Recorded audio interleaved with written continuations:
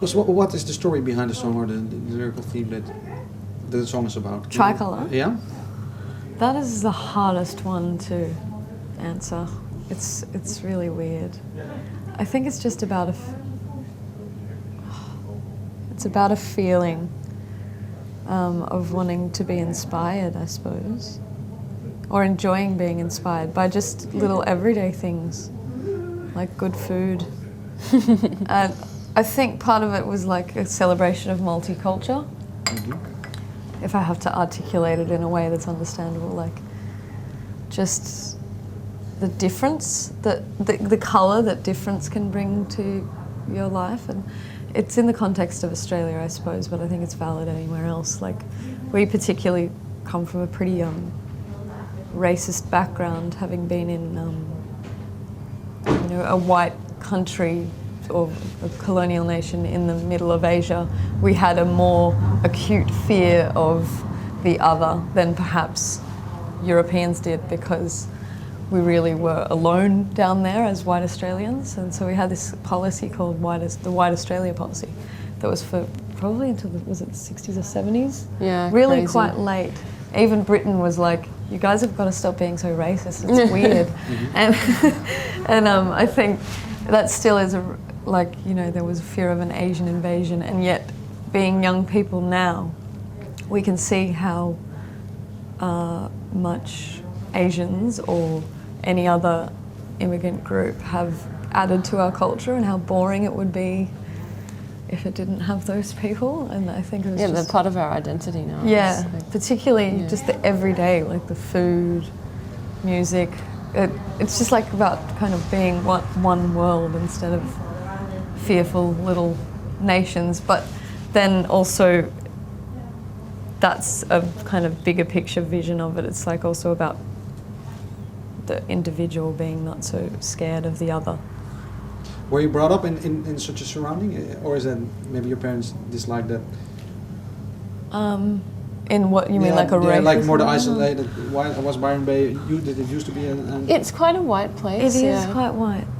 Unfortunately. Oddly, for a place that is so like open-minded, it's actually. It used to be quite homophobic, and pretty isolated in regards to race. Sydney's a really great multicultural city. Yeah.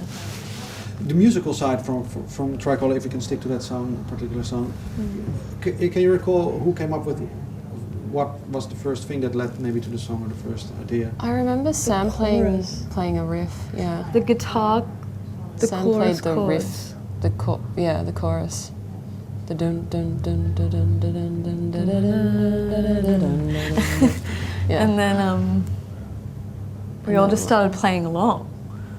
And it's not much of a chorusy chorus. Yeah.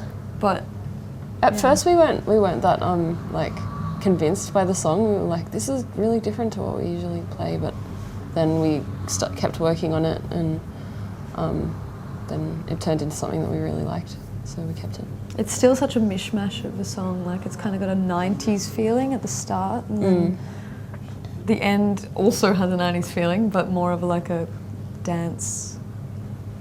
I went away. I went out of the room and I came back, and they wrote the ending, and I was like, whoa, that's awesome. But maybe that blend of culture and decades of music. It is.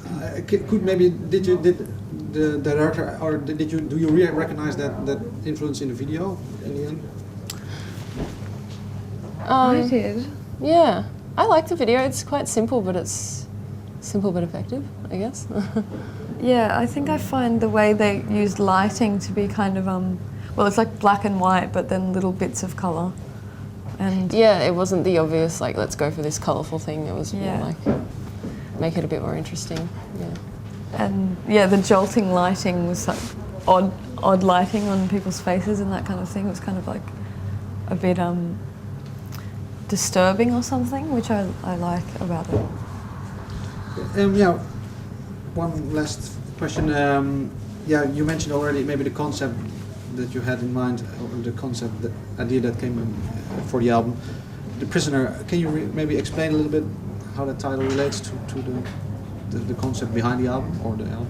Prisoner, Yeah. the album as a whole. Yeah. Um, Is that something that relates to the concept that you had in mind? yeah, it totally informed the concept. I think it's.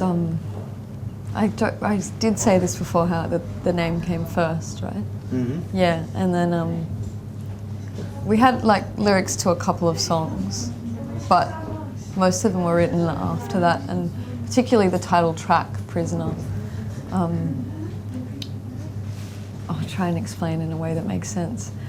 Kind of, we all met at uni and a couple of us were studying arts, and I got fascinated with subjects like concerned with gender studies, for example, introduced me to ideas of like oppression and imprisonment, and but also internal forms of oppression. So like, you know, the state of being oppressed inside yourself rather than, you know, external forms of oppression. And the first track, Prisoner, was almost sort of me questioning this prisoner about whether they actually are a prisoner. And it wasn't necessarily to myself or anyone in particular, but I think it could be. Yeah. Does that answer it slightly? Yeah, I think so, yeah. Did all the band members, and maybe I ask you, agree to take this one as the title, or was there? Yeah, I remember Hayley came, because I don't know, it's hard finding names for stuff, but Hayley came one day and was like, I think I have a good title, Prisoner, and we all really liked it. And actually it was quite early on, wasn't it? It was almost before we'd started writing, Yeah, I think. yeah. We were sort of thinking about that, and then we just carried it, just sort of... We didn't really decide, we just kind of let it be, and then eventually it was like, well, is it Prisoner? Yeah. And we're like, yeah.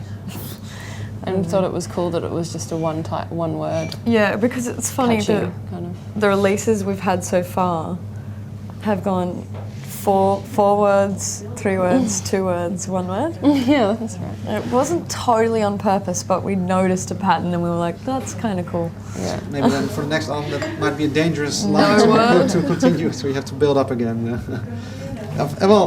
Yeah, thank you very much for your time. Thanks for having us. Thank you. You're welcome.